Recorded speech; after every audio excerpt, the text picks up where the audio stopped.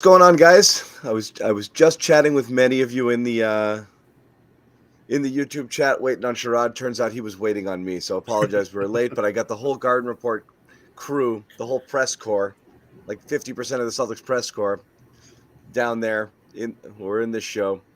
After this win, which is an awesome win, Sherrod.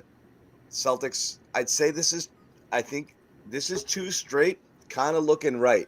Yeah. Yeah. And I don't think it's just a coincidence that we're talking about back-to-back games where they look like that team we saw at the beginning of the season.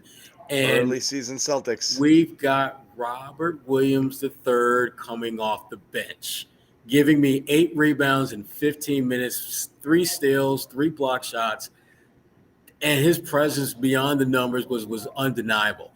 That, to me, and we're gonna, and obviously we're gonna get into Jason Tatum as well, who I thought this was, if when Jason is having those periods where he's struggling, replay the first half of tonight's game.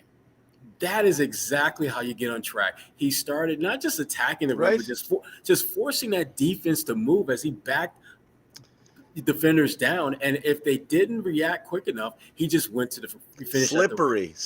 Oh my God.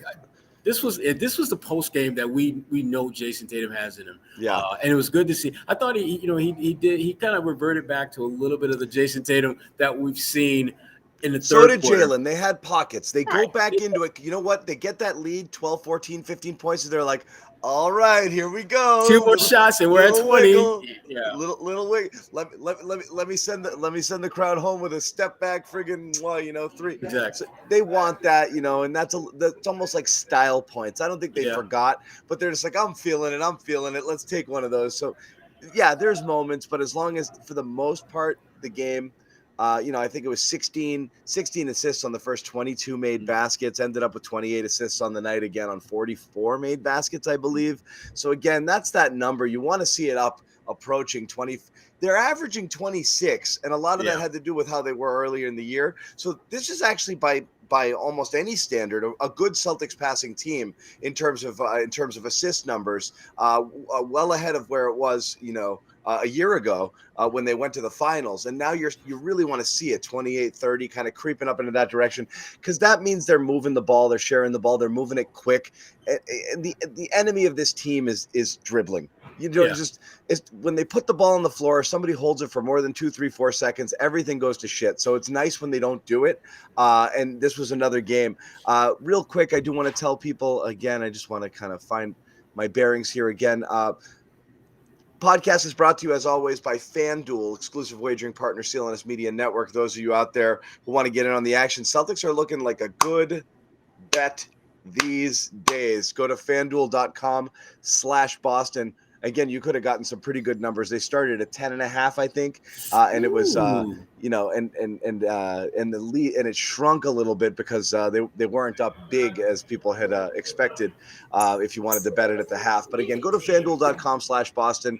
Check it out. Super easy to use. Download it. You get $200 in bonus bets with a $5 wager, so it's definitely worth it if that's something you want to check out. Back to the game, though. It's funny early on. It was a couple things that were interesting about this game, Sherrod. The way they started, not a lot of threes. I think they ended up with 16 at the half, but it was like 11 midway through the second quarter. Yeah. But the efficiency numbers were off the charts. At that point, Tatum was 7 for 11. Jalen was doing well. I think the two of them had only taken 3 threes combined at that point. So that was interesting, but it was close, and it was close. I was wondering if Joe was going to be like, guys, start jacking him a little bit. Like, I want to see more because I know that's kind of the offense that he wants. And ultimately, they got the number up to that 42 range where they like to have it. But they were still just remarkably efficient when they're shooting it at 40+%. Forget about it. They were moving it around. But the defense, it looked like kind of like that early season defense option. This is very much an early season win because it was defense optional until they just decided to step on their throats, put the foot on the gas, stretch the lead out. Other team was trying to come back. They couldn't, turned into more transition buckets the other way. And that was all she wrote. Ball game. That exchange there where you got the Brown to Tatum layup and then the Tatum steal and over to Jalen for 3. I think that was kind of all she wrote there. And then after that, they just friggin' cruised the rest of the way. They got the thing up to, it might have gotten to 30. But it felt like that early season, which is like they're not playing great defense, but in the second half, the defense tightened up. It did, and I thought that again. We're gonna obviously get into Tatum a lot, but I just thought that everyone understood their role, played their role, and didn't try to do anything more than that. I mean, Marcus Smart took 3 shots. 3 shots was plus 17 when he was on the floor, and I felt that this was one of his more impactful games. I thought defensively he did a lot of good things. I thought he kind of got into their space a little bit. I was a little disappointed I didn't see him more on Halliburton, but then you look over there and you're like, he's guarding Buddy Hield. So it's like, you understood why he wasn't dealing with Halliburton. And Buddy Hield, for the game was 2 for 9. So this was a game where I just thought that all their guys did exactly their jobs. This was a Bill Belichick game. Do your job. Yeah. And they need to understand that's how you're going to win a championship. You're not going to win a championship if Tatum is going 12 for 37 from the field. Right. And, with 23s in the first half. No, you need to work the game and play to whatever your strengths are against that opponent. And Tatum had major matchup advantages and took advantage of them. Yeah, but in Indiana, which I thought was a little strange, they had a number of matchup advantages as well, but they didn't really milk it as much as I thought they would, because Miles Turner seemed like damn near every time I look around, he's got the ball. He's got Derrick White or Tatum on him, and he made him pay. He just literally didn't even put the ball on the floor, just shot right over the top. And I didn't think Indiana did a good enough job of just working that matchup, because the Celtics had no answer for that, really. But again, this was a good win. This was a really, really good win, not because of the team they played, but because of the way they played. Yeah, they need to string these type of wins together. And again, as we talked about on the A-List podcast, their schedule, when you look at the teams that they're working with, Milwaukee has one of the 10 toughest remaining schedules. Philadelphia has the toughest. Yeah, and the Celtics are somewhere in the middle. So it's not that inconceivable for them to gain a couple games on Milwaukee, which, by the way, still has a West Coast trip left in them. So this, again, playing like this gives the Celtics the greatest chance to close that gap and eventually overtake Milwaukee potentially for that top spot. Yeah, it's possible. It's 3 games in the loss column, which is tough. And obviously, you've got to win that one when you go up there this week. And if you do that, I think there's some possibilities there. I mean, they're pretty well slotted in that 1, 2, 3. I think the Celtics have to look at it like we got to end up at least the 2 when you're playing the seeding game, because dropping to 3 is a problem, because you're on the road in round 2 and you don't necessarily want to be. So you definitely lose. You lose an advantage there, which is too bad, because these are clearly the 3 best teams. They've separated themselves considerably, and they're pretty much locked into those top 3 spots. But yeah, no, it's possible. And I think it was important before we get into individual performances, because there was a lot of good ones, including Tatum, including White, including Rob, including Jalen, who again just kind of plays like he's a man on a mission. Again, both Tatum and Brown got a little loose with it once the game got, confident, but that's not indicative of the type of game they played. It was really they were killers when they had to be, and when it was winning time. But you wanted to see if they could repeat it, because we've seen too much one step forward, one step back with the team for 40 plus games, and not fully. I mean, they still had a solid record during that span, but you didn't ever feel like they were playing good basketball for long stretches. It'd be, played crappy, but got the win here, played pretty good in this one, bad game there, whatever. So there was just such a mixed bag where you'd never feel like, oh, they're rolling right now. Like Philly has been rolling, and there's a lot of good things, and their offensive rating has been through the roof since the All-Star break and even before that. So Celtics haven't gotten on one of these rolls. Would be great to see him get on it now, because you got a lot of things going, which is one, full freaking health. You're working Rob back in, and we'll get into Rob a little bit. He looked springy and spry tonight, and that's got to be a good sign. You're wondering whether Joe has settled into this being what he's going to do, starting Derrick White, and what that unlocks in him, playing him more minutes, what he's able to do. Again, you did this tonight without Malcolm Brogdon, who's a key piece. You took Grant Williams out of the doghouse and putting him back in and getting him the kind of useful minutes that he probably needs. They're starting to kind of form, which is like really important. And if you can stack a few good efforts and they're playing anywhere close to this heading into the playoffs, I don't actually care what their seeding is. I've said even when they were playing poorly, Sherrod, I still think they waltz to the conference finals because I don't believe Philly beats them. But you start playing like this, it becomes you're a problem. Like they get back. They just have to remember it, right? Yeah. Like last game, they looked in the mirror and saw themselves, and they're like, "Oh, let's be that." Like, can you continue to be that? Yeah. I mean, it felt, the last couple of games, it feels as though they're catching their second win. Yeah, that they're just we like, were okay, bored, and now it's like, okay, hope. let's go, we've got this, and I think it's so critical that they again figure out who they are, or better yet, who they want to be come playoff time. And I do like Rob coming off that bench as a backup to Al, because it makes your bench so much stronger. And again, the way that Rob plays, 15, 20 minutes a night for him, he could be a major impact player for them in a very limited usage because he's that good. He can be that kind of difference maker. And again, as you pointed out, no Malcolm Brogdon tonight, which you're talking about another 15, 20 points that you're not getting, and yet you're still able to win going away. And Derrick White, I mean, what can we say? I mean, he goes for 22, 8, and 4, 5, and it's like, okay, not a big deal.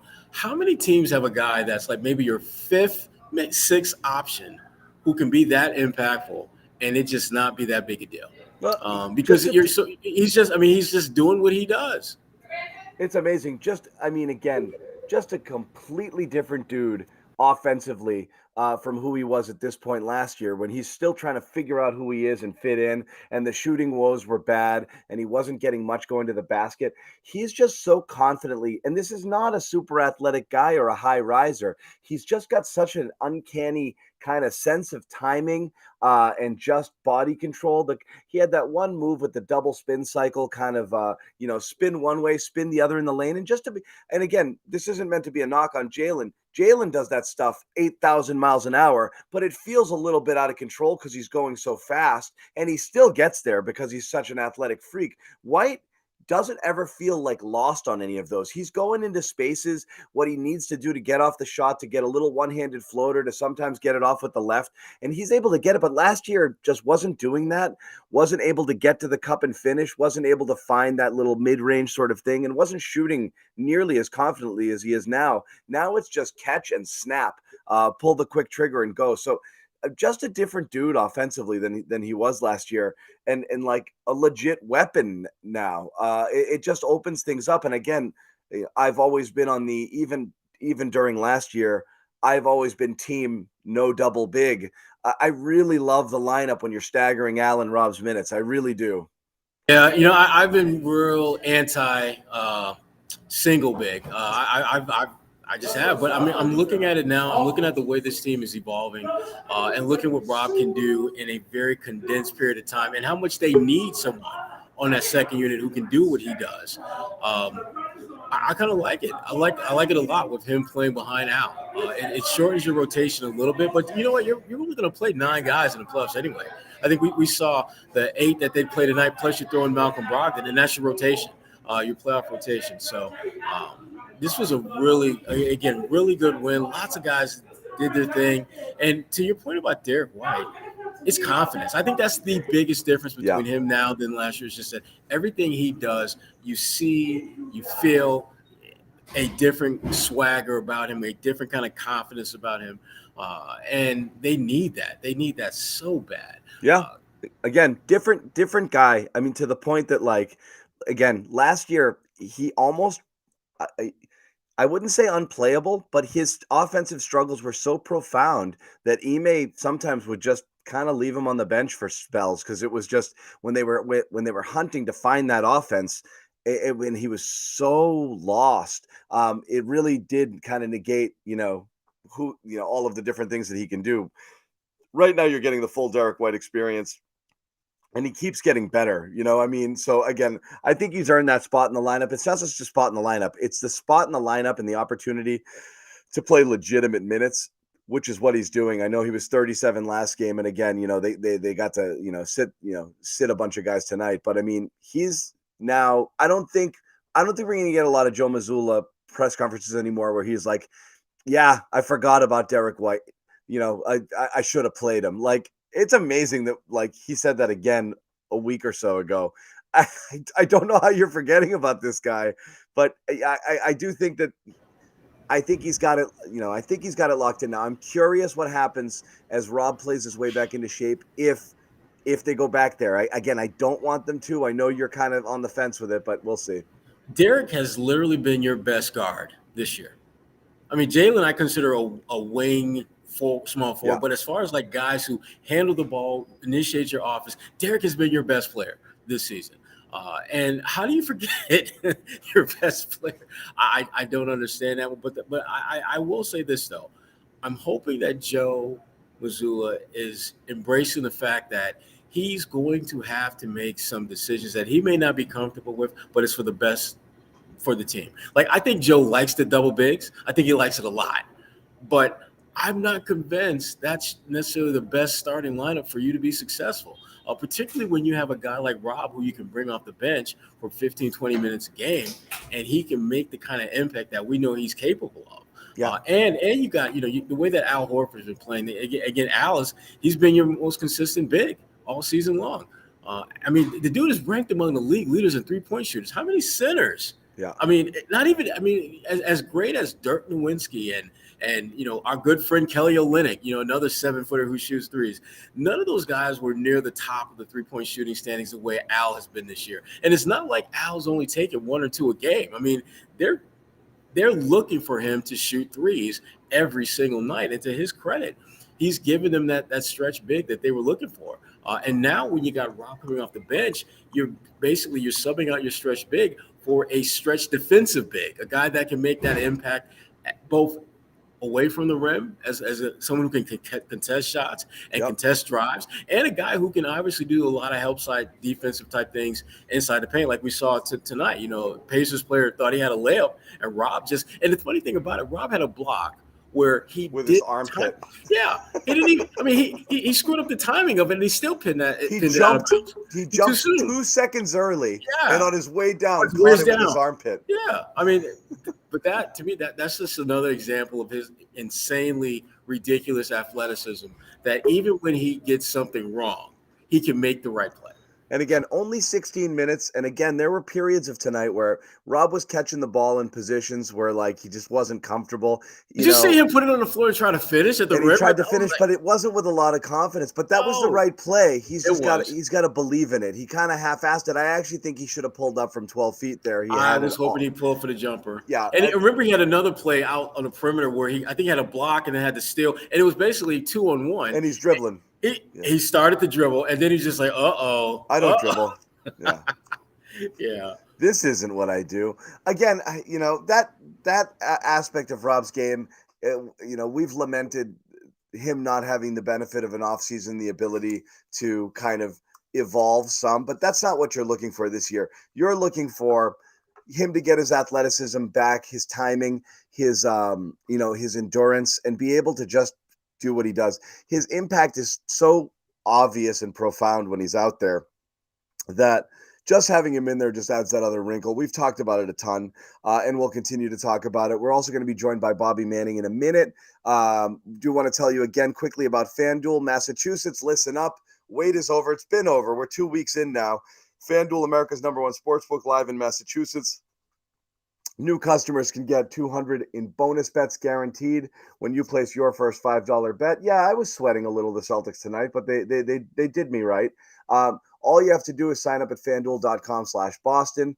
Download the app. It's super easy, super safe, very secure. Don't miss your chance. $200 in bonus bets, win or lose. Visit FanDuel.com/Boston. Make every moment more on America's #1 sportsbook. We do need to tell you, you've got to be over 21 to participate and present in the state of Massachusetts to take advantage of this deal. Also, you must deposit $10 to start. That's 10 and bet 5. And that will get you $200 in bonus bets guaranteed. That's non-withdrawable bonus bets. Expires in 14 days. Restrictions apply. See terms, sportsbooks.fanduel.com. Gambling problem? Hope and help is here. Gambling helpline, ma.org, or call 800-327-5050 for 24/7 7 support. Let's circle back to what we were talking about before. We were talking a little Rob. We will bring Bobby Manning in, who's down at the Garden. And Bobby, what's going on? Sherrod might need to take a quick powder here, so you carry the load for a little bit. Yeah, good win all around. You did everything right in this one for the most part. Turnovers midway through the game into the second half, probably the sloppiest thing you saw from the Celtics in this one. But the defense, pretty intense again, pretty switchy. Second half for sure. I thought they were dropping a lot early and kind of playing passive and letting all these floaters go over their head. Second half, you saw Rob up, deflecting balls, catching passes, 3 steals in this one. And then, of course, the help side down low. I know you guys were in the middle of talking about Rob right when I came in. This is the kind of Rob you're looking for defensively, in the right spots, engaged, in the right positions when guys are getting back down low. And I know Turner got a ton of shots up over Celtics defenders in this one, but nothing that really hurt them. And they stopped enough of them to... It's a strategy, right, Bobby? Yeah. They want them to shoot those. Like, they're playing that on purpose. They want them to limit shooting the threes, right? Yeah, to limit the threes. They're kind of luring them in, and if you make it, you make it. What happened in the first half is a lot of those went in, and it looked like the defense was soft. They did get beat on the pick and roll a little bit as well, but you're right. They're almost kind of willing those shots to be what they want to do. Pacers did not shoot a lot of threes in this game at all. No, the Celtics, especially third quarter where they got a ton up, took a pretty strong advantage there. Though I thought the Celtics set a good tone getting paint touches early. You saw them play the kind of offense you're looking for them to play at this point, which is inside out, multiple layers of passing. Tatum and Brown, I thought, moved the ball very well. Brown actually got a little bit of bump in ball time, I noticed, too, in this one. And he had his ups and downs there, but he hit that mid-range shot. And then Derrick White, as aggressive as I've seen him all year in this one. I thought that was a big story out of this one. Josue pointed that out to me, just how aggressive he was in the scoring game. Incredible. Sherrod and I talked about it too, just the confidence in attacking. You had that double spin move, which was just gorgeous, and just being able to read the defense and, being able to get around the defender and get that shot off. But he really did attack aggressively, and he's gotten so good at being able to kind of get that shot off and impact the game in that way. And then he's just stroking it much more confidently, obviously, from 3 as well. So, I mean, Sherrod and I were talking about, Sherrod's always been a double big proponent, is whether Joe has seen it now enough to believe that this is where, again, we're talking, 8 games, Bobby. You're going to pull a bait and switch and go double big starting lineup in the last 3 or 4 and enter the playoffs with it, or just say, I'm riding with this right now? I think you're riding with this. And Joe left the door open to go back to it. So he's not committing to anything there. I think that's what most coaches would do. I think he said it's going to depend on matchups, the team they play in the playoffs, and injuries, of course. If you see one of those starters go down, you could go back to double big. Rob's probably your 6th or 7th man there, especially considering Brogdon's not going to start. And that was another impressive thing in this one. They didn't have Brogdon, but that's for later. I'd stick with this small ball lineup. The margins they've built, outscoring opponents and playing great offense with that group, pretty substantial at this point. You don't have enough time left to develop that starting lineup from last year. I think that's the biggest thing. And Rob's still limited, I think. What did he play, 16 in this one I just saw? Well, he gets back in. He would have gotten back in for another 5-6 minute stretch if it wasn't a blowout. Yep. So he didn't get his 4th quarter minutes, but he's playing 5 to 6 minutes. This is what we talked about. If he can't go 30, put him off the bench and play the hockey shifts. Go 5 minutes at a time, and that's what they're doing. You even see it early. Al subbed out before the 5-minute mark. Al came out, like 4:45 into the game, and they brought in Rob, and he played 5 minutes, and then Al comes back in. I like that, I don't mind that at all, it being the thing that they do. Sherrod had to relocate. He's in the bowels of TD Garden, but he's here hanging out. But Bobby, I think that's what you have to do for multiple reasons. To keep everybody fresh and healthy between 2 people. And we've been saying this from the start. You've got an old man in Horford that you cannot be stacking 37 minutes on that body in the playoffs. You can't do it. And then you got Rob, who has just shown that he's just not able to carry the load right now, and you just got to get him through. The only way you can do this, it's not just who's playing better. The only way to do it is to stagger those guys at this point and get max value out of both. I know maybe in a dream scenario, if Al was 4 years younger and Rob was fully healthy, you'd ride that double big lineup into the sunset and just shut people down defensively. But you got to play the hand you're dealt. And given all the circumstances here, I don't see how he could possibly switch back. Right. And the other thing, too, just to point this out, is the fact that, one, it's working. Two, you have an alternative that is successful. And three, you're doing what you're supposed to do as a coach, which is maximizing the value of the talent that you have around you. Derrick White deserves to be out there significant minutes. Malcolm Brogdon deserves to be out there significant minutes. And Rob, as much as you want him to be out there, you've got to be smart about his minutes. He's in you have to put him in a different category when it comes to how you utilize him. You can't look at him the way that you would a Al Horford or a Malcolm Brogdon or a Derrick White, because those guys have, I think, just a little bit more bandwidth to be out there and play major minutes. Rob, you're not going to see him play 35 minutes in the playoffs. That's not that game is not going to happen. Period. But can he? No, I don't see why you would, unless he's having a phenomenal game, because even if he's having a great game, in the back of your mind, if you're coaching, you're thinking like, damn, we're at 27 minutes.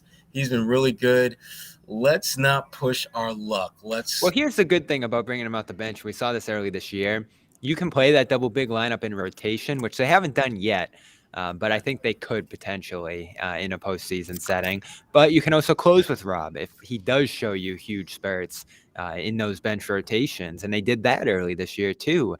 They're going to need a lot of him, I think, come postseason. I don't know if you can limit him to 20. And I know it looks good in these regular season settings, but every minute's so important in the playoffs that if you have him off the floor, Horford struggling in a game or just not giving you the maximum Horford impact, that's going to become a tough trade-off, I think, for Joe to handle. And it's just going to be another one of these rotation decisions. White versus Brogdon, Rob versus Al in the flow of these games. I don't think the rotations are set out in front of them. Fortunately, I think the starting lineup is. That group's so good. I think that's going to be the easiest thing for Joe to manage into the playoffs is just rolling that group out to start every game. But you might play a big team like a Milwaukee that forces you to adjust a little bit. I've said this, and Jimmy said it too. Don't worry about matching up with other people. You have better players than they do. Make them worry about you. I don't care. I don't understand that philosophy. I'm not mad, Bobby. I just don't get it. The Celtics have the best team when they're all healthy and when they're all playing well. They have the best depth. They have the most talent. Make people respond to you.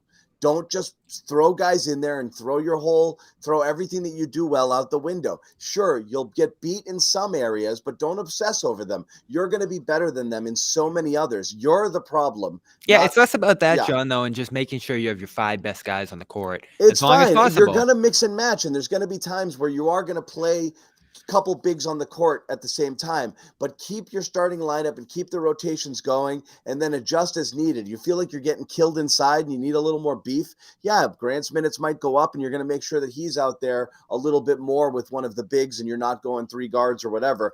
Absolutely. But yeah, I'm not mad, Bobby. I'm just disappointed.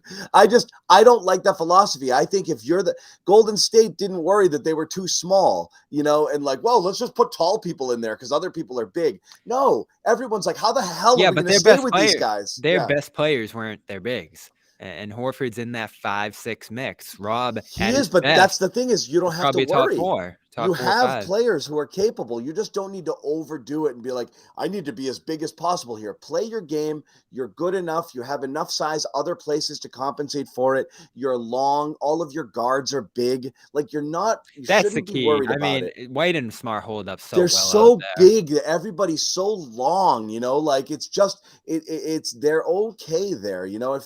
If they're keeping it, if they're, not falling asleep on the boards and this and that. Like, look, what are you going to do? Embiid's a friggin' monster, like that's always going to be a problem. It doesn't matter. Embiid can go off for 40, 50. If you've got everything else locked down, you're still going to be okay against that team. It looks like Jalen's talking right now, so I'm going to go check in over there and be back.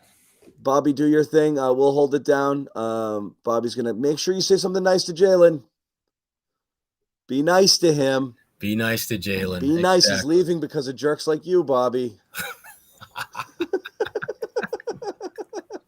Damn it, Bobby. Damn it. Bobby. Be nice. Be nice to Jalen. We're going to take a quick pause. We will tell you about another sponsor of ours here. The Garden Report is brought to you by BetterHelp. For those who are not familiar with BetterHelp, I'm going to tell you a little bit about it here. But hold on one second as I pull it up. There's my BetterHelp read.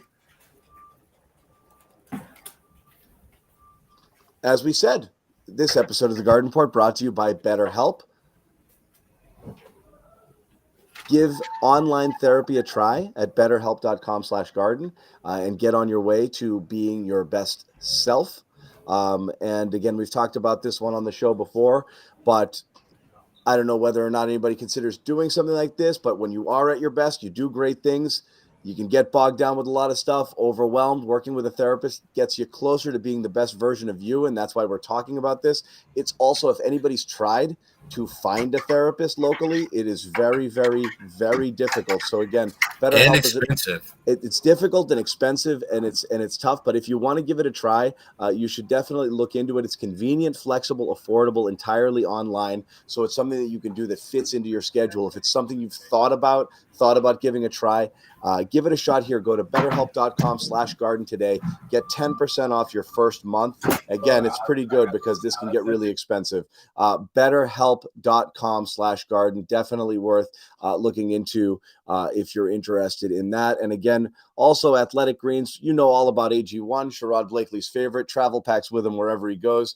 Go to, as you can see here on the screen, pick up your first free gift here, athleticgreens.com/garden, free 1-year supply, vitamin D and 5 free travel packs. Terrific supplement to start your day. Vitamins, minerals, takes care of gut health, immune system, recovery, focus, mental clarity, all sorts of different things that you probably have to kind of jump around and get a million different supplements to do. Just do it here. 75 vitamins and minerals, 1 scoop of water, and you're done. And if you do go here, you'll get that special gift we said on the screen at athleticgreens.com/garden.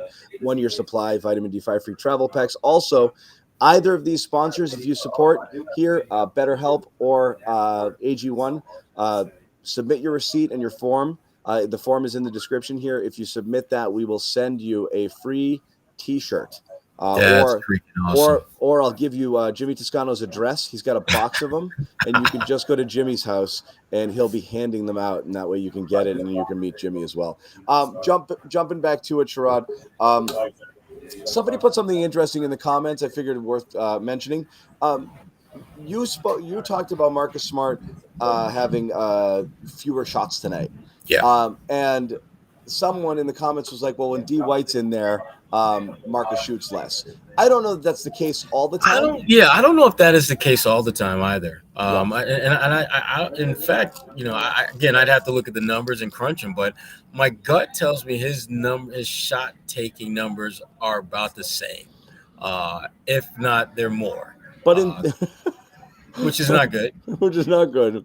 So why do you think you have a game like this with Marcus where he decides I only need to take 3? Because we've always said the best Marcus is to give the game what he needs, Marcus, right?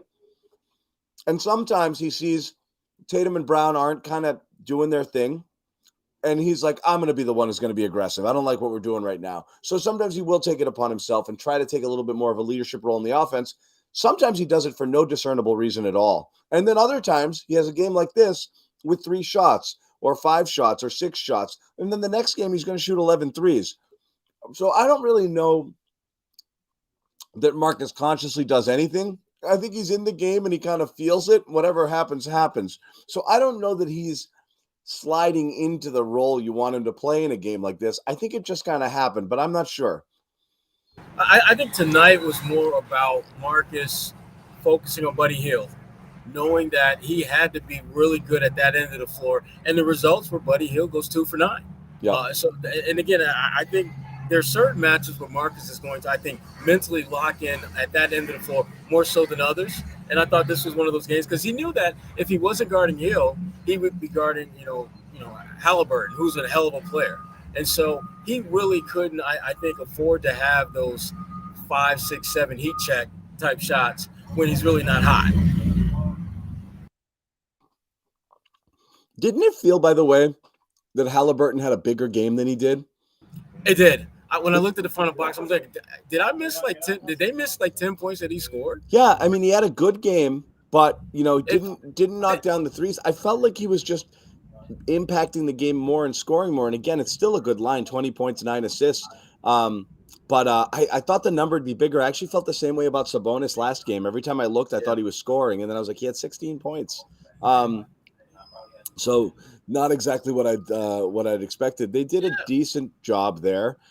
Turner again, second straight game. He's really killed him. He's rounded into a decent. Again, last couple times Celtics have seen him, he's looked all world. But I thought he had a decent game too. But again, just not enough firepower on the other side to stay with the Celtics. That's what they were doing to teams early in the year. It's just you're not going to be able to keep up with us. Right. And with Halliburton, it felt. I mean, just if I didn't look at the box score, I would have thought he had like 30 points. And similar, it felt that he was making a bigger impact. But the thing about it is, most of his damage was done in the first half. They did a really good job of making him a very minimal impact player in the second. And again, lots of guys deserve credit for that. Certainly Marcus Smart, Derrick White are front and center of that charge. And the role players, the guys that don't play major minutes, I thought did a heck of a job in the limited time. We haven't mentioned Sam Hauser's name today. And Sam, I mean, he had a quick, 9 points, 5 rebounds. Was a plus 11 out there, played almost 24 minutes. And I get he got a few extra minutes just because it got so lopsided. But even when he was playing and the game was still a game, Sam was playing well. And that's what they need. All those guys who are kind of like those fringe rotation type guys, they have to do whatever their strength is, whatever got their asses to the NBA. They need to maximize that when they get out there on the floor. And I thought Sam did that. Grant, I thought got off to a little bit of a slow start, but I thought he did a couple of nice things out there as well. And obviously we've already talked about Time Lord. So Yeah, we have. What we have not talked enough about is Tatum, who again sets the franchise record for most 30-point games in a season with 40, passing Larry Bird. And I will say, in Larry's defense, if three-pointers were fashionable there, Larry would have had about 70 30-point games that year. But doesn't matter. It's still an insane accomplishment. But it's not just that. That's just numbers, and it doesn't really matter. What does matter is it's a second straight game where he's led by attacking and being aggressive and going to the basket, and it's clearly a choice. A lot of what he's doing is a choice, and almost like I looked in the mirror and I did recognize I was not doing what I'm supposed to be doing here. I wasn't doing the things that can make me most effective. I was leaning too much into 3-point shooting and staying on the perimeter and trying to ISO and trying to do all of these things that frankly he's not good at. Certainly not this year, but he's been very good at getting to the basket, getting to the line, and finishing much better than he has in years past. And it's almost like it's like the superhero that's discovering their power. Like I'm 6'8", 6'9", long. I've got some added muscle to my frame. I'm pretty slippery, and I can take it to people. So let's just do that. And the quick decision making and doing it. It was nice to see back-to-back games him having this kind of game. Yeah, I mean, it felt the last couple of games almost as if this was like the Jason Tatum accountability tour. Yeah. Where he's just saying, you know what, I'm going to accept the fact that I've not played my best basketball, and I'm going to change that right before your very eyes. I'm going to attack guys off the dribble. I'm going to post up. I'm going to force the defense to flex and pivot in a way they're not expecting me to, because they're looking for me to just raise up and shoot threes. But I'm just going to back these little guards down, and I'm going to force you to do something to try and stop me. And if you play me too close, I'm going to find a teammate. I'm going to keep the ball moving, but I think I can score over whoever you put on me. And that's what he did, I thought, tonight, just over and over and over again. Yeah, more in the post for sure. That you're seeing that, and just more quick decision making, getting to the, just deciding, I'm going to attack faster before the defense settles. I think that's always part of this problem, is setting guys up. He hasn't been doing that. He's also had two. I mean, you might even say that Utah game was kind of a low point game. I mean, he's had bad games this year, but I've never seen him look as lost or disengaged or whatever it was, as he did in that game. Didn't attempt a lot of shots, wasn't responsible on defense, didn't impact the game at all. This is kind of like during that run where Jalen Brown has really stepped way up in terms of both being more aggressive, considering himself at times to be the alpha, because the reality was Tatum was not. And I'm not trying to stir the pot here, but Brown did talk about leadership and accountability before that interview came out about, it's kind of up to us to step up. But at the time, I'm not saying he was saying it to to be critical of Tatum, but it's like, sometimes that guy's got to be me, it's not, I can't wait around always for this guy to do it, even though, you guys might think Tatum's the savior. Like, I can be that guy too. And he's been that guy. And so, now Tatum's got 2 straight games where he's like, yeah, I'm that guy too, and like, that's kind of the best balance, I think, with these guys is it doesn't have to be 1A and 1B. It just has to be 2 people that recognize at either point in time, one or the other of us needs to be, taking charge of situations to make sure that we don't let things go completely, off the rails. But really, both of us should be. Like, there's no excuse for us not to just be doing what we do all the time. So Tatum's kind of stepped up too. It's actually great to see them both have dominant games the last 2 games. Yeah, and the thing that I'm starting to notice is that not only are they doing the scoring, which we know they're both capable of doing, but they're also doing a better job of being playmakers on the same night. I mean, Jalen has had 4 straight games where he's had at least 4 assists, and I don't know if he's had a stretch like that in his career, where the playmaking, getting guys the ball where they can get easy shots, has been as blatantly obvious and intentional as he's made it out to be. And it's basketball 101. If you're a great scorer and you start getting your teammates shots and they're scoring, that's going to create more opportunities for you down the road to do what you do well. Yeah, and they're going to like you more. But yeah, again, a great game. And again, sharing the ball, 24 shots Tatum, 23 shots Brown. They were both crazy involved. Tatum playing 2 of his best games since Jalen kind of outed him as wanting to trade him for KD.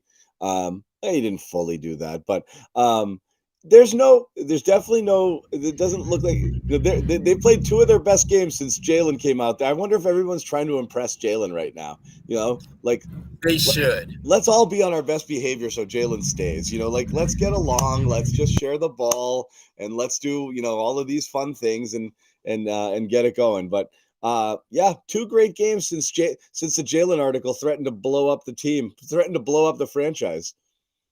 Well, I mean, we've seen this movie before where something comes out that's not all that flattering, and then all of a sudden things change. I mean, remember, it was last year when, Marcus Smart said Jalen and Jason need to pass the ball more, and then what happened? All of a sudden, the ball starts whipping around, wins start racking up. Ime is looking like damn coach of the year, and next thing you know, they're 2 wins away from an NBA championship. Yeah, they don't have uncomfortable conversations. They just they air some they air some grievances, put it out there through the evil media that takes things out of context. But what do you know?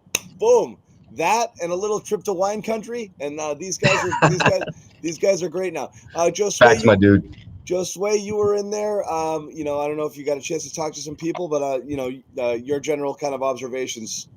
Yeah, I mean, look, I just feel like they know that this is it. Like they have to find this momentum before the playoffs start, and they know that they can do that. I just think all of this talk and things circling about Jalen's future, it's just something that they're going to keep it about basketball. And that's exactly what, for the most part, Jalen was saying just, 2 minutes ago when he was talking to the media. Of course, he got his questions about the article, and, he's not going to – I just feel like he doesn't owe anyone an explanation. Of course, Jalen feels the same way. So he didn't do the whole, like, I'm not going to answer that question. He did a good job of expressing himself in the sense of, he's not always going to tell everybody what's going on in his mind because, that's just who he is. But at the same time, I mean, he's going to go out there and play ball. He's going to put out the best effort he has. And it's interesting because it seemed like Celtics PR are trying to wrap up the press conference. But one of the guys goes, any more questions? I'm like, yeah, I got one last one. And Jalen is on his way up. And he just gives me that face like another one. I'm just like I almost said, don't worry. Another one. Why do you hate us? you'll be okay. Don't worry. Like, I didn't even say that though. I just said, look, Jalen. Well, I didn't say like that, but I was like, compared to obviously last season, which was an incredible run to the playoffs, like how much do you look at that final stretch of the regular season and think to yourself, man, we got to hit that mark, or we have to do better than that, or is all that just in the rearview mirror? And he's like, man, I think about that every single day. That is the motivation. The way we got to the NBA Finals last year, getting back to the finals this year, and that's exactly what motivates me every single day. And I love that response from Jalen, because at the end of the day, that's what it's about. I mean, we talked about this a couple of days ago, where I'm still in the camp of saying, I don't think Jalen, if this team is successful, this team wins a championship, that changes things. It changes the narrative. It puts Tatum and Brown in a space where everyone's wondering, can they do it again? Is this a dynasty? They're young. They're going into their prime. And that's the kind of narrative that's going to keep Jalen around. Obviously, people can say what they want about all NBA and that incentive. Yeah, that helps. That helps in a big way. Don't get me wrong. But I also think winning helps. I think that's what Jalen wants everyone to focus on this team, on winning. He doesn't want to be a distraction. I really don't think he does. Yeah, then don't give the interviews. And Celtics fans don't want to hear that, but yeah, exactly. They have that same. They got the same energy. They have that same energy you have. That's right. I don't think he gives a damn about the whole distraction or not. It's just like, because even if he's not having those conversations, there's going to be something out there in some way, shape, or form that could potentially distract them from their goal. So, as grown ass men who are competing for a championship, you put all that stuff to the side. Because if you're letting like the conversations that he's having with this newspaper, that newspaper affect how you play, come on, you are the problem, not Jalen. You're the issue, not Jalen. I love the fact that even with all this stuff circling around, about his future and stuff, he's still giving you 25, 6, and 5. Right. He's still finding ways to impact the game, which to me is as clear an indication as any that all this white noise is just that. Right. It's white noise. He's not paying attention to that.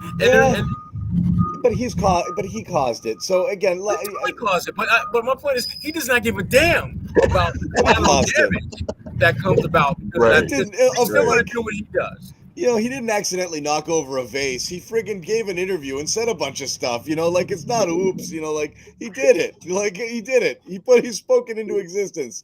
Yeah, but you're making it sound like he did the interview being like, this is gonna get them riled up. This is pretty good. No. I mean, but it's not that. Look, I think Jalen is a guy, like many people, who want to give an account of themselves. They want the record straight. Why have people think, trying to put thoughts like, here's what I think Jalen Brown is about. Here's what I think he's thinking. He's a guy who wants you to know what he's thinking. And so he put it out there. But some of those things were uncomfortable for some people to hear. And he's never been one to shy away from doing the uncomfortable or so that's what he does.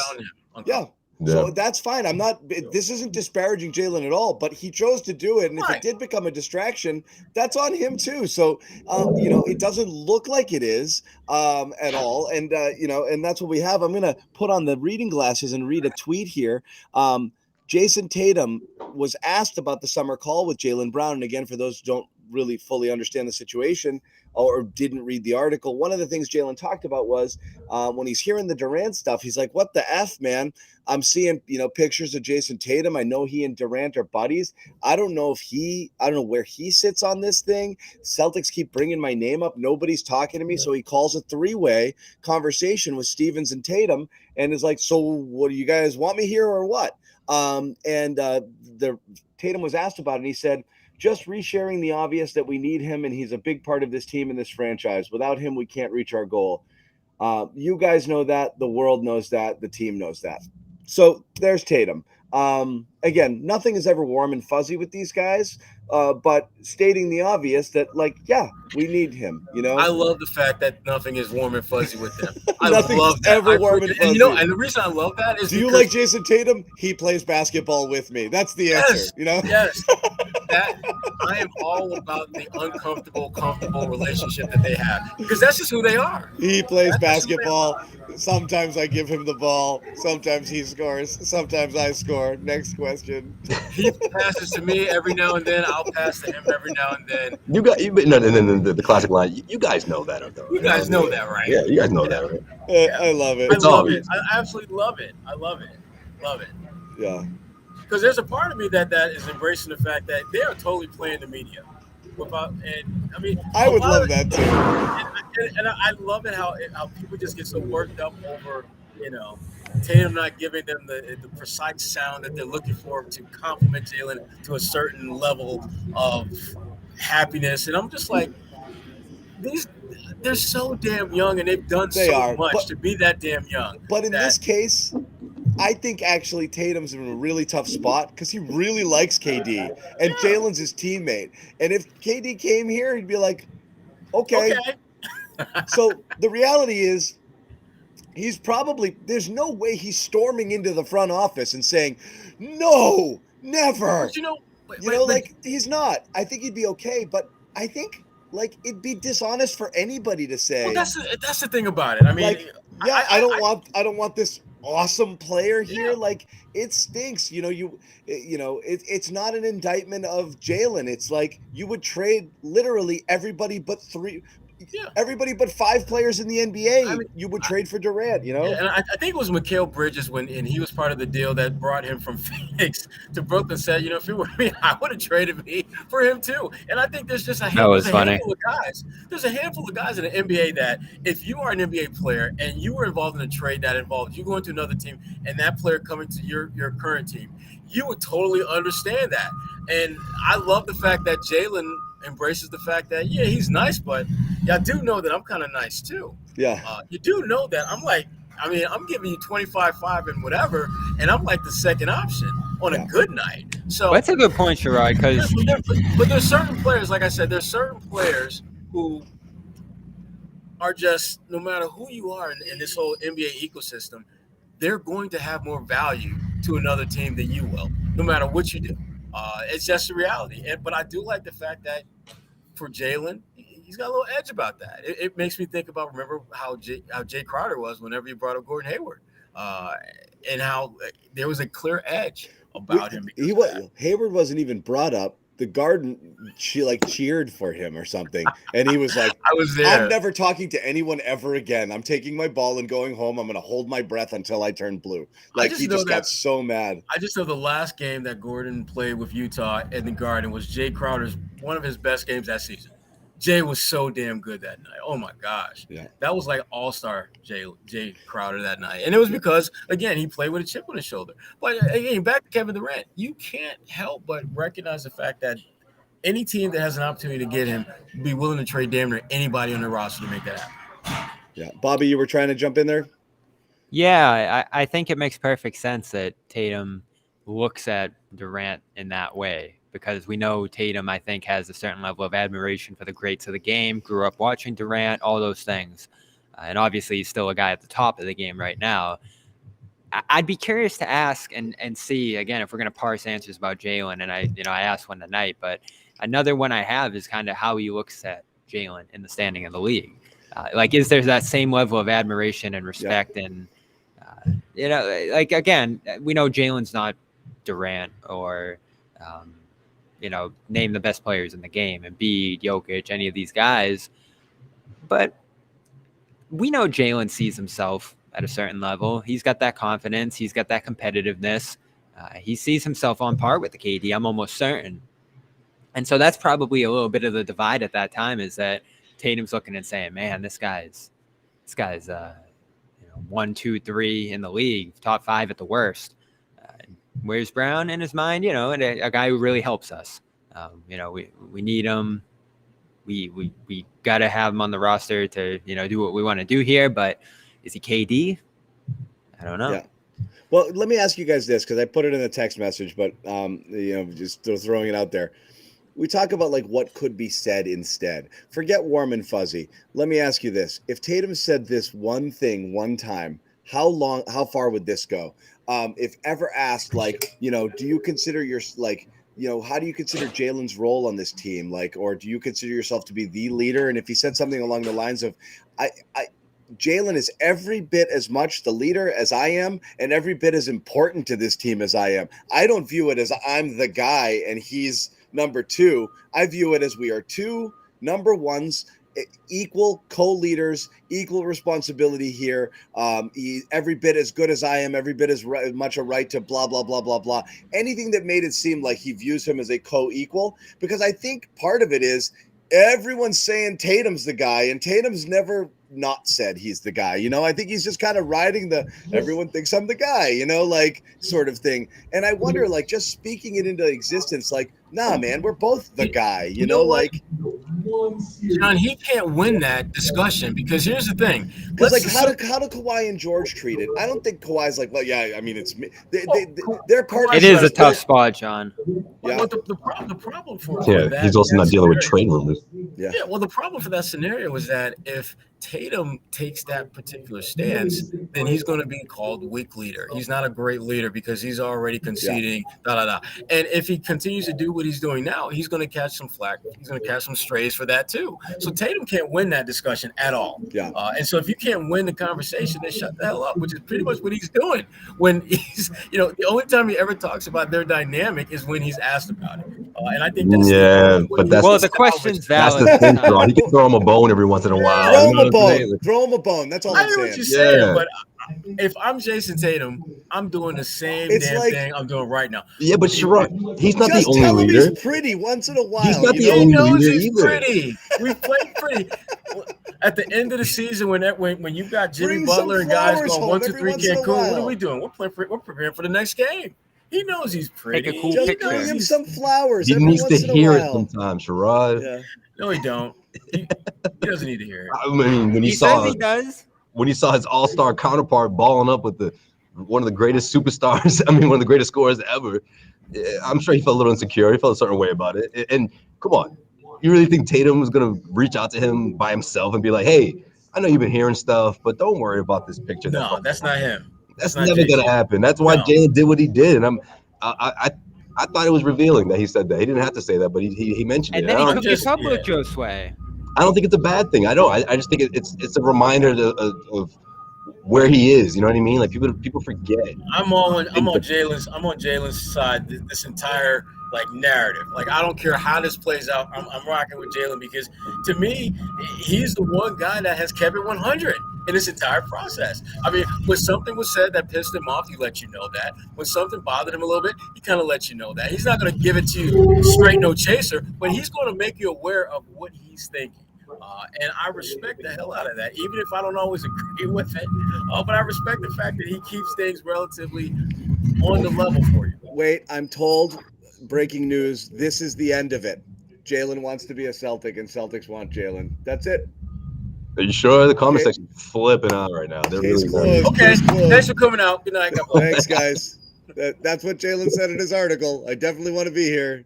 Totally said it. Again, it doesn't matter. It's a story for the offseason. What we are talking about is Jalen's run right now, the run he's been on. And I kind of joked about, if the Celtics want to do not the right thing, if the Celtics are concerned about the Jalen thing and all NBA locks him in here because of the money that he can make versus what he would make elsewhere, this little heater that he's on, if he can continue it through the rest of the season, I joked, sit Tatum and let Jalen get a few 40 pieces here, which you can't do because seeding is important. But this friggin' heater, him playing his best ball, 27 every night with the face mask, but I mean, just been an assassin. If that keeps going and they don't selectively rest him, and the three's coming around too, and John. you're looking at John Morant's issues and what that does to him as a lock in the All NBA conversation now, and Kevin Durant getting hurt again after being hurt with the knee kind of knocks him out. And if you can get Jalen there as a forward, I think things change there. I think Paul George just got hurt too. Yeah, he continues on this heater, and he's starting to kind of head there. Even if they position him as a guard, I think he still has a good shot, because a lot of the guards that would be kind of in the same class with him as far as All NBA in the past aren't going to be there. Like Trae Young, I can't see Trae Young being All NBA this year. I mean, that hot mess in Atlanta, so that's one spot right there. I think Chris Paul, may have been All NBA last year. That's another spot that's probably going to be opened up. So at the end of the day, I think Jalen's going I to worry be about the All-NBA. guard spot. I do. You got It's Mitchell. it's a tighter contest with the guard spot. I will give you that, Bobby. But I still don't think it's by any stretch. Let's put it this way: when Jalen is named All NBA, and I'm gonna put it out there right now, it's gonna happen. I'm not gonna be shocked at all. No, because I think the forward spot's so wide open. But guard, It is. Doncic, Mitchell, Curry, Fox, Halliburton, SGA, Lillard, Morant, as you said. Brunson's been great. Harden, But the Garland. problem with Bobby, the problem with a lot of those guys you named is that they are the number one option on a team that isn't as good as the Celtics. And Jalen's numbers are just as good in many instances as a lot of those guys. And he's the number 2 option on a team that's winning more. Yeah, I think that's really going to be the Celtics were hurt when they slipped performance-wise. Celtics play their way into a 1 or a 2 seed, and Jalen stays on this heater. He's got a lot better chance. Just the entire conversation around the Celtics has been a little ugly, and they're just not on vogue the way they were early. If they kept up what they were doing early in the season and were just croaking teams, Jalen walks in with less impressive stats because they're like, how are we not putting 2 guys on this juggernaut team? They still might, because you might be looking at it like, this is one of the 3 best teams in the NBA. You're telling me I'm not including this other guy? That's ludicrous. I think nationally they have a ton of respect, John. Every time you hear someone talk about this team, they're like, really? Top 5 defense, top 5 offense? People are panicking about this group? That's all I hear. And, we have a more close, nitty-gritty. People have selective memories. Has that ever happened before, John? Like, has that the best scoring duo in the NBA? Yeah. I don't know. One of them didn't make all. But people have selective memories, and you're seeing teams like Philly and Milwaukee playing better of late. So like all of a sudden Harden looks a little bit better to you. You know what I mean? Is like, so things can change. People's perceptions change. They're very, like I said, they have short memories, and the stuff that happened, there's a recency bias in this. So I do think, like I said, this heater and the Celtics finishing strong helps his cause a lot. It does. And the fact that forward's so thin. And Sherrod, I was going to ask you, were you going to have option to vote for him as a guard and a forward? I think that goes one of 2 ways, right? Some people might see him as a guard and that vote might get split, or the opportunity to vote for him at a forward where there's so many guards. Maybe guys just say, all right, Brown's an all NBA guy. This forward spot's open. Let me just put him over here. I wonder which way that's going to swing. Bobby, at the end of the day, Bobby, I think they're going to categorize him as a guard. I think that's how he was on the All-Star ballot. I think that's how it's going to be when they pick the All-NBA team, and I think he'll be there. It is. Part of the problem, John, is the fact that you have to have centers on All-NBA. You can't just have 3 bigs, and that's the problem. I mean, really, if we were doing just centers, you'd have Joel, you'd have Jokic. That's probably it.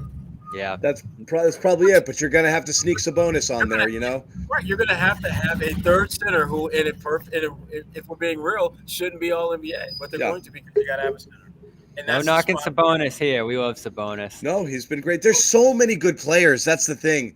There's so many good players right now. You can make a case for 30 guys for All NBA. It's so there's so many good. 25 easy. So I don't know.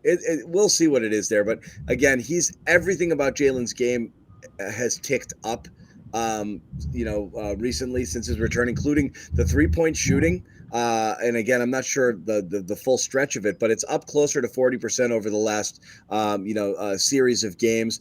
He's working that mid-range back in there. So just a lot of stuff is clicking for Brown right now, which just bodes well. Obviously, like the All-NBA thing is nice, but just having him cooking like this right now, is again, last 2 games, this looks like that team that's like, we're good, like we got it. We'll be fine. We'll eventually just step on teams' throats and put them away. Plus they have Rob now. So again, I don't know what better position you want the Celtics to be in. If they continue this stretch that they're playing in right now, you got to feel pretty good. You do. Yeah. Especially when the offense is. It feels like they're almost sensing it's go time, John. Like you see a little bit more energy. I mean, they're up 18 tonight when Horford chases down Hield and blocks them, or 15 or 17 rather. It would have been 15. They go the other way. Hauser hits that 3, and that's the ball game. So they're trying to extend these leads. They did so tonight finally after we've seen those slip a lot in recent weeks.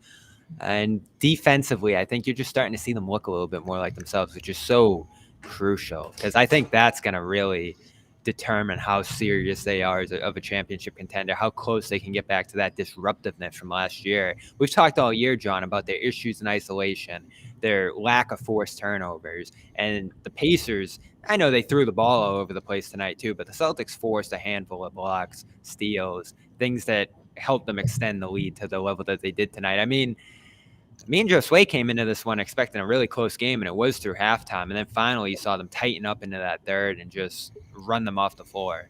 Pretty good team that's given them a lot of trouble too. However you want to describe them, they're a solid team. And the Celtics just took care of them tonight. Yeah, I don't know. Yeah, they had Carlisle calling timeouts every 5 minutes, man. He was going nuts. He was losing the it. one with like my boy Ricky Sunshine. The one with 40 seconds to go in the half is what the Celtics had him. Listen, they had him flipping out.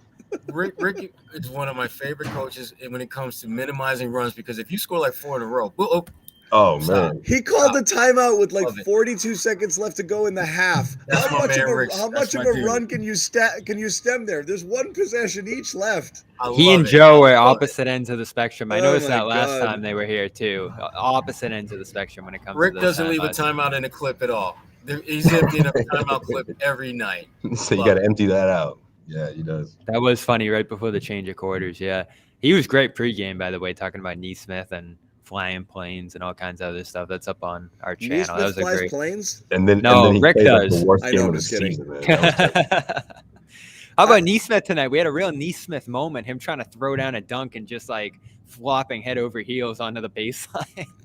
The ghost of TD Garden, man. Can't get over. He was pretty friggin' invisible, man. You know what the problem is? It's the ghost of the empty arena. Remember, he was playing during those times, and then now that the place is packed and he's on the other side, he's just. I was looking for him tonight. I couldn't find him. Did you run into him, Sherrod? Didn't see him. Yeah. Both Neesmith and Mathurin were just non-existent tonight. Well, the Celtics frustrated those guys early. I'm actually surprised Halliburton broke out of his shell like he did after some of the frustration. He didn't look at the final line. It wasn't that great, No, he wasn't his usual self, but he still did some damage at different points and kept the game close. He was the only guy that could do it for them. Yep. Because the Celtics are just taking up space defensively. It's great to have Rob back. Great to see him play at the level he did tonight. I definitely think that's the headline tonight. And getting White involved to the level they did, 37 minutes. Is that going to be a constant now? That's 2 straight. Is that a constant now for the future? That's what we debated. We can't see it, right? Can't see them switching back. It's not just starting him. They can't do it. He's too good. He's too good. Yeah. Can't do it. John, what'd you make of Rob coming off the bench? Rob was great. We loved it. Right? Yeah, great. I mean, Rob was. They might have found their rotations. Yeah, I mean, he gets you that many rebounds in 15 minutes. And we're not even talking about the steals and the blocks and the altered shots and all that. I mean, this is what you want from him. Right.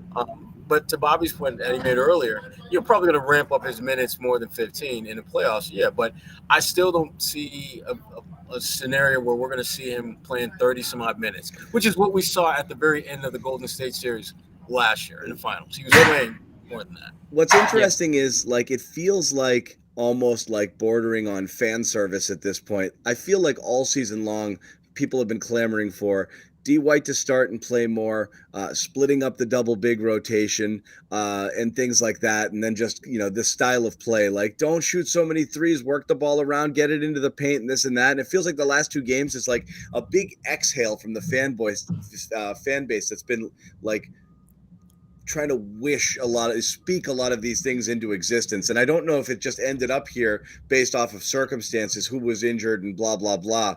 But it's like, if Joe found this by accident and this is what we ride into the playoffs, great. Yeah, I'm all good with it. And I love double big, but you can still do it at different points if you want to. But this starting lineup has proven itself. They played a ton of minutes together. White's been unbelievable this year. You got to roll with it. And there's nothing wrong with having some balance, too. I know you want to ultimately get your best 5 guys out there late, which is going to be the difficult part, as we talked about earlier. But Brogdon, Rob, it's a good duo off your bench, along with Grant. Yep. Yep. All right, guys. I think we'll wrap it up. We're back on Sunday against. Yeah, Sunday. Spurs. The Does Spurs. Romeo show up? I love it. Romeo. Is Romeo coming? I think he Oh was man, out give us tonight. the TV video. What you mean is he coming? Of course He's got an adductor injury, so we'll see. Yeah, we'll see.